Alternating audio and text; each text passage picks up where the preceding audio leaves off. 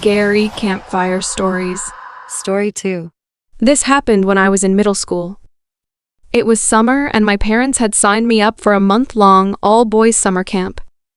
The campsite was exactly what you're imagining, 6 or 7 small cabins, spread out in the forest. There was a small lake, a few fire pits set up, and I think there was even a sand volleyball court, if I'm remembering right. It was close to 4 hours out of town. The place was old and run down, but definitely still used option for summer camps. When we got there, I unpacked all my stuff into one of the cabins and set up my bed. Some of the kids I'd be staying with wanted to check out the forest before we'd have to be back for dinner. The rules of the camp were pretty laid back. We were told we could go as far as we wanted as long as we could still see the cabins as we are walking into the forest. One of the kids pointed something out, or rather someone. A man who had to be over 50 years old stood a few yards away, looking in our direction. He looked almost homeless, really, on Kent. You know, dirty clothes, a rough gray beard.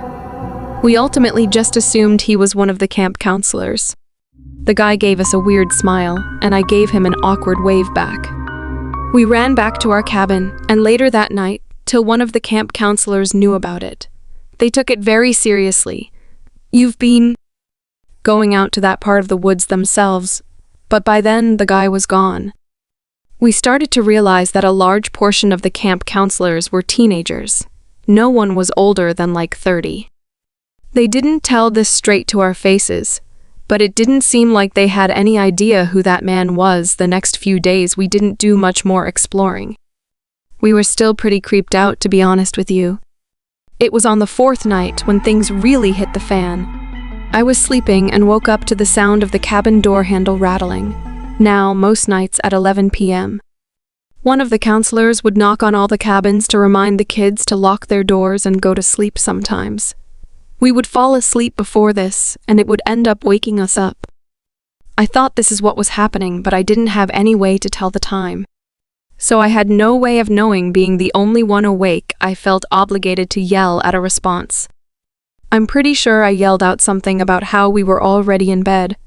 Right as I did this, a flashlight turned on from outside, and the light started pointing in through the windows.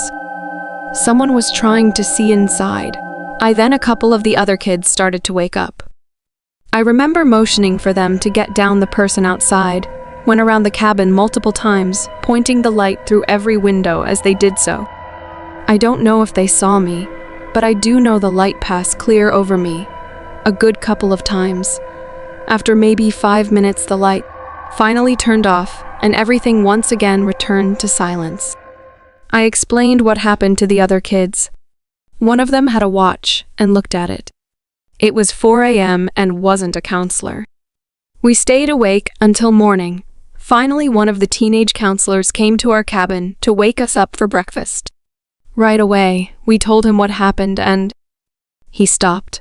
He took us to a couple of the adult counselors where we retold the story.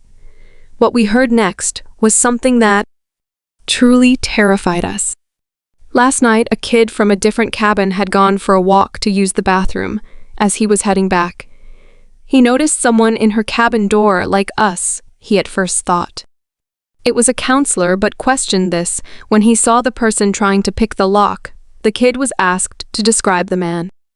It was dark, however. He remembered him having a beard and wearing dirty clothes. This instantly reminded me of the man we had seen in the forest on the first day. The entire camp immediately got cancelled, in concern of kids' safe team that afternoon. A bus showed up and took all of us back home. Many years have passed since this happened. I recently did my own research and was able to find a small report on it. Police were called in. After we had left, they combed the area and found a small tent nearby. Inside were the essentials along with hundreds of Polaroid pictures of the camp. The cabins, the canoes by the lake, the fire pits, everything. Among these were pictures of the kids, most of them taken from a distance or in a place where the man taking them was clearly trying to hide. Most disturbing were the pictures taken at night through cabin windows. The police waited for someone to return to the tent, but no one ever did.